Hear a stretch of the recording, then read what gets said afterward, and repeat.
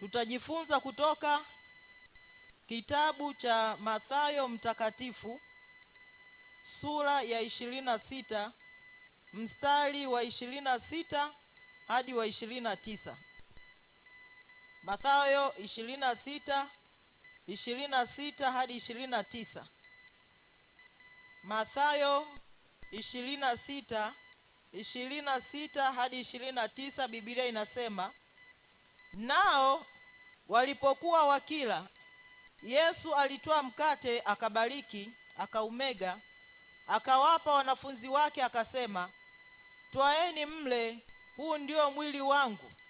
Akakitwaa kikombe, akashukuru, akawapa, akisema, nyweni nyote katika hiki, kwa maana hii ndiyo damu yangu ya agano, imwagikayo kwa ajili ya wengi kwa ondoleo la dhambi. Lakini nawaambieni, sitakunywa kabisa tangu sasa uzao huu wa mzabibu, hata siku ile nitakapokunywa mpya pamoja nanyi katika ufalme wa Baba yangu. Tutajifunza somo linalosema nguvu ya agano la damu.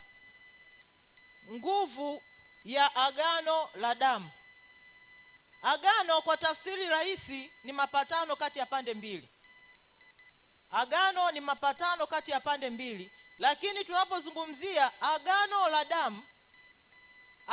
la damu ni ahadi au makubaliano ya kudumu yanayothibitishwa kwa kutumia damu kama ishara ya uaminifu, umoja au kujifunga katika hiyo ahadi. Agano la damu ni ahadi au makubaliano ya kudumu yanayothibitishwa kwa kutumia damu kama ishara ya uaminifu, umoja au kujifunga kwa ahadi hiyo. Tunapozungumzia tu agano, neno kama la agano la kawaida ni makubaliano kati ya pande mbili, lakini tunapozungumzia agano la damu ni zaidi haya makubaliano ya kawaida. Agano la damu ni mapatano ambayo yanathibitishwa kupitia damu, na mara nyingi inaonekana agano la damu lina uzito kuliko yale maagano ya kawaida. Katika tamaduni mbalimbali za kipindi cha nyuma, wengine walitumia damu kuonyesha kwamba wameingia katika agano ambalo halipaswi kuvunjwa. Kuna mchungaji mmoja alikuwa anatuambia yeye alipoingia kwenye ukoo fulani alikuwa hana wazazi na hakuwafahamu wazazi wake. Ukoo fulani ukampenda, wakachanjiana damu, wakalamba na yeye akalamba. Tayari ilionyesha kwamba yeye huyu ni ndugu yetu, ni wa ukoo huu. Kwa hiyo ninapozungumzia swala ya agano la damu kibiblia, tuangalie aina mbili za maagano. Aina mbili za maagano. Agano la kwanza ni agano la sintheke. Agano la sintheke,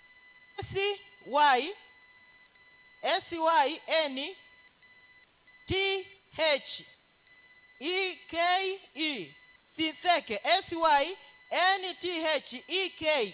Hili ni neno la Kigiriki likimaanisha ni mapatano ya pande mbili zenye nguvu na heshima sawa. Hili agano ni mapatano kati ya pande mbili ambayo nguvu zake na heshima ziko sawa. Lakini kuna agano la diatheke. Diatheke, D-I-A-T-H-E-K-E, D-I-A-T-H-E-K-E. Agano la diatheke, hili agano ni agano au ahadi inayowekwa na upande mmoja wenye mamlaka dhidi ya upande mwingine ambao hauna mamlaka. Agano la diatheke linawekwa na upande mmoja tu. Upande wenye mamlaka unatoa na ule upande ambao hauna mamlaka unapokea ile ahadi au lile agano. Na tunapozungumzia agano la diatheke, hili ni agano kati ya Mungu na watu wake. Na agano hili kati ya Mungu na watu wake limewekwa kwa njia ya damu. Tunaliona agano hili liko kwa mtindo wa wosia. Mungu anatoa wosia kwa watoto wake. Mungu anawaambia kitu fulani, Mungu anawaahidia. Tukiangalia katika agano la Eden, Mwanzo ile 3:15. Katika Mwanzo 3:15, zamani sana Mungu anatangaza kuja kwa Kristo. Anasema nitaweka wadui kati ya uzao wako na uzao wa mwanamke. Anazungumza pale ni wosia Mungu anautoa. Anazungumza ya kwamba katika zamani zinazokuja, katika agano jipya, Mungu ataenda kufanya kitu kupitia Yesu. Lakini anatoka katika agano la Edeni, anaingia agano na Nuhu.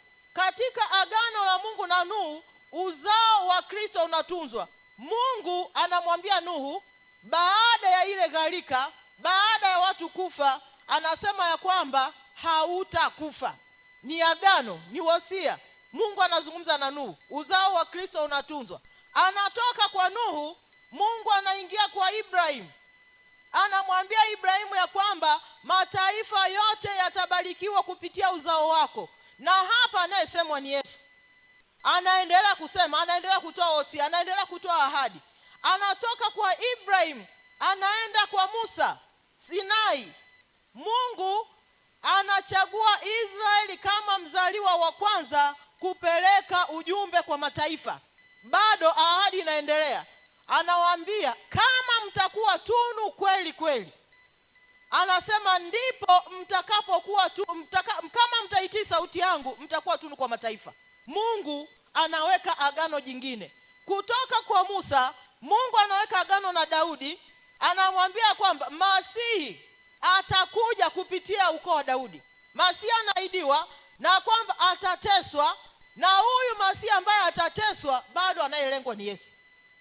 Kutoka kwa Daudi ndipo ambapo kwenye Yeremia 31:31 anasema nitafanya agano jipya. Tunaliona agano jipya kupitia damu ya Yesu.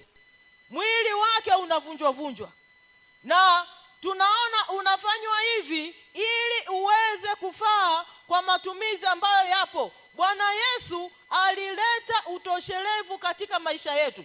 Katika Mathayo hii sura ya 26 tuliposoma, anasema huu ndio mwili wangu na hii ndio damu yangu. Anaona mbele ya kwamba kuna mateso ambayo anaelekea msalaba, na kabla ya msalaba kuna mateso mengi na mambo mengi yanayopitia, kisha kuna msalaba, baada ya msalaba kuna kufufuka. Lakini kabla ya ushindi kuna mambo ambayo yalitokea. Katika ile eneo tunaona aliwapa wanafunzi wake ule mkate, sio mitume.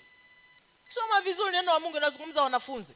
Kwa nini aliwapa wanafunzi? Kwa sababu wote waliomwamini Yesu kama Bwana na Mwokozi wa maisha yao, hao ni wanafunzi wa Yesu. Alisema fanyeni hivi kwa ukumbusho wangu. Hakuishia kwa mitume, ila kwa kila aliyemkubali Yesu kuwa Bwana na Mwokozi wa maisha yake, ana haki ya kushiriki meza ya Bwana, kwa sababu ndivyo ambavyo Yesu anatutaka, na anatutaka tuendelee kukumbuka. Mwanadamu ana desturi ya kusahau haraka, na alijua kwa sababu ana desturi ya kusahau haraka afanye hivi ili kuwa ni kumbukumbu.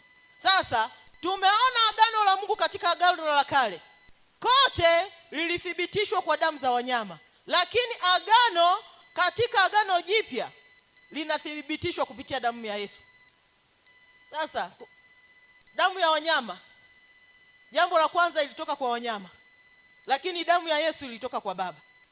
Damu ya wanyama ilifunika dhambi kwa muda, lakini damu ya Yesu inaondoa dhambi kabisa. Damu ya wanyama haikusafisha dhambi, damu ya Yesu inasafisha dhambi kabisa kabisa kabisa. Kuna watu wanasema haiwezekani kuokoka. Kuna watu wanasema kuokoka haiwezekani katika dunia hii. Tena kama vijana, unaokokaje mtu akiwa kijana? Jamani, inawezekana.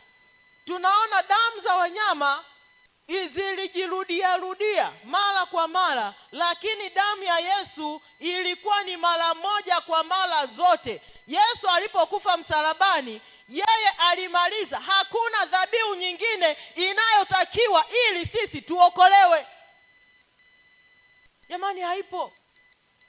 Yesu alishamaliza.